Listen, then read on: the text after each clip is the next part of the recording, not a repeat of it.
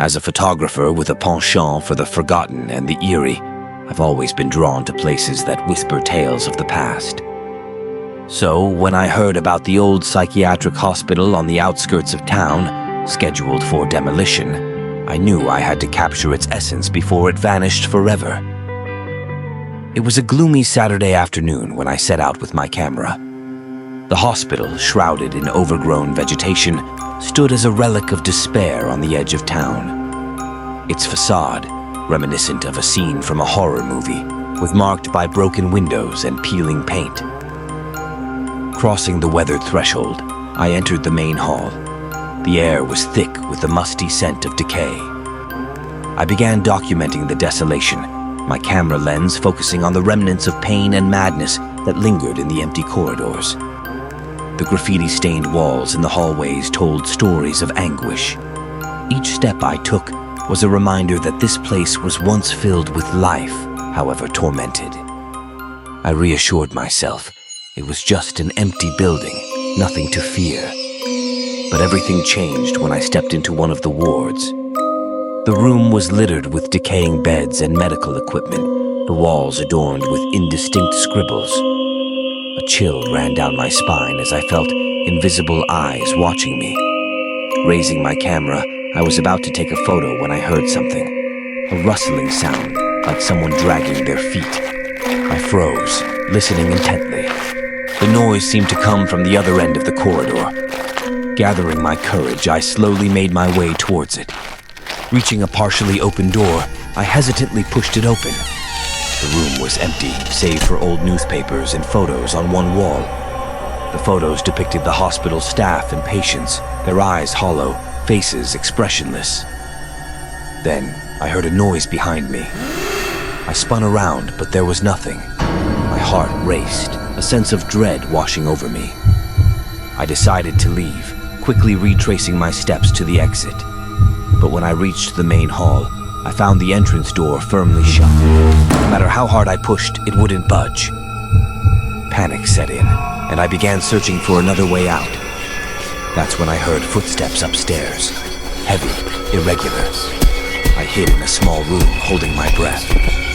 The footsteps drew nearer, then stopped right outside my door. I closed my eyes tightly, praying this was all in my head. What happened next was a terror I'll never forget. The door slowly opened, revealing a blurred figure in the doorway. It had no face, just a void, as if to consume everything. I screamed and bolted from the room, racing down the stairs. I didn't dare look back as I ran downstairs, finally finding an open window. I clambered out, escaping the horrors of the psychiatric hospital. Since then, I've never returned, nor have I spoken of my experience. The images of that hospital and the faceless figure remain etched in my memory forever.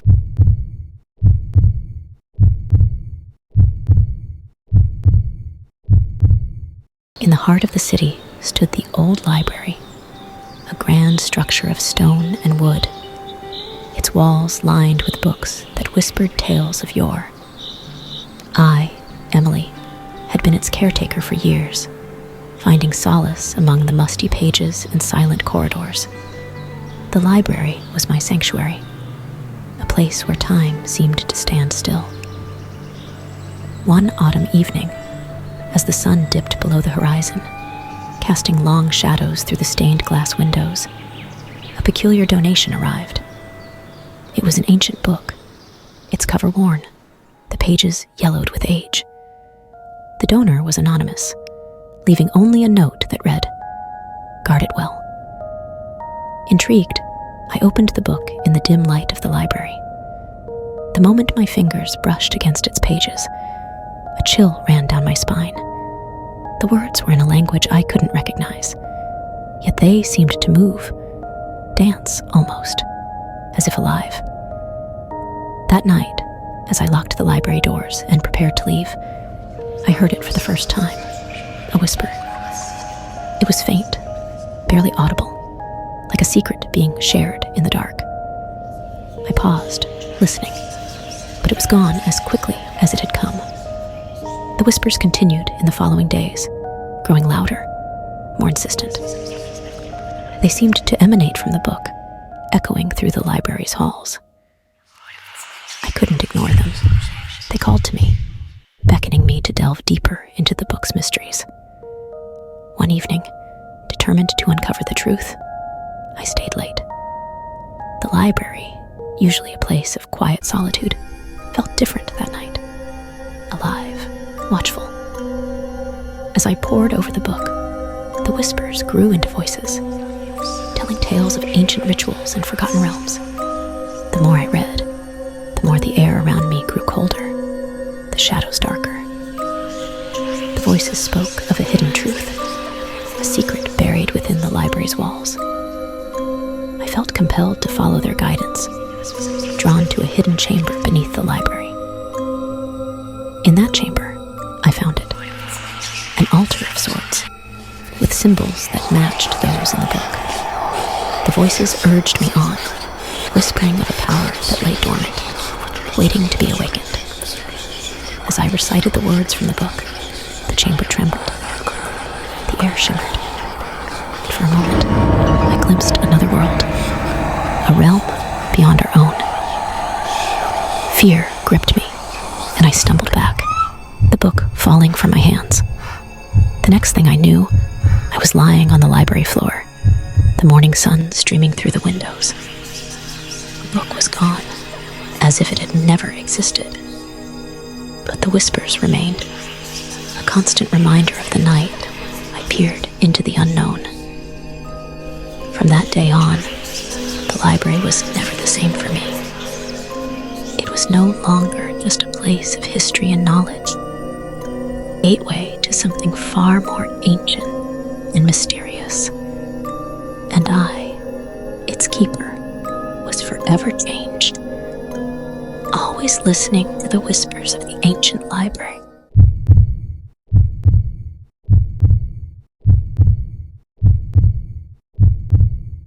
I've always considered myself a rational person. My name is Jack, and as a night security guard at the Old City Museum, I thought I had seen it all.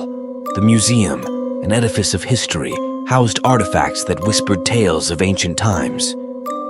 Among these relics were a few rumored to be cursed. I never believed in such superstitions until that fateful night. It was a routine shift.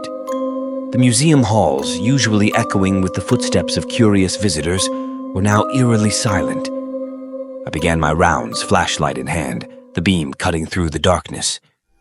The Egyptian exhibit with its mummies and ancient jewelry always gave me the creeps, but tonight it felt different, almost as if the air was heavier. As I passed the exhibit of an ancient sarcophagus, I heard a faint sound. It was like a whisper, but when I turned, there was nothing but the stillness of the artifacts staring back at me. I shook off the feeling and continued my patrol. Reaching the medieval section, I noticed something odd. One of the swords, supposedly used in ancient battles, was missing from its display. Puzzled, I checked the security logs. No break-ins, no alarms. It didn't make sense. Then I heard it again. The whisper, but this time it was louder, more urgent. It seemed to be coming from the direction of the Greek mythology section. As I approached, the temperature dropped suddenly. My breath turned to mist in the cold air. In the dim light, I saw the missing sword floating in midair, as if held by an invisible hand. I couldn't move, frozen in disbelief. The sword then dropped to the ground with a clang that echoed through the empty halls. I radioed for backup, but the static was overwhelming. Amidst the crackling, I heard a voice, ancient and raspy, speaking in a language I couldn't understand. Panic set in. I was alone, with something I couldn't explain. I decided to leave the museum and wait for help outside. As I hurried towards the exit, the exhibit seemed to come alive. Shadows danced along the walls, and the whispers grew into a chorus of unintelligible voices. Reaching the exit, I found it locked. In desperation, I searched for another way out. That's when I saw it.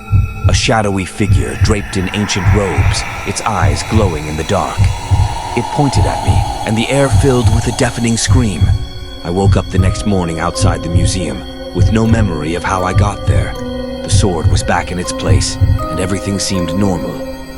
But I know what I experienced was real. I never returned to the museum, leaving my job the very next day. Some secrets are better left undiscovered, especially those lurking in the shadows of history.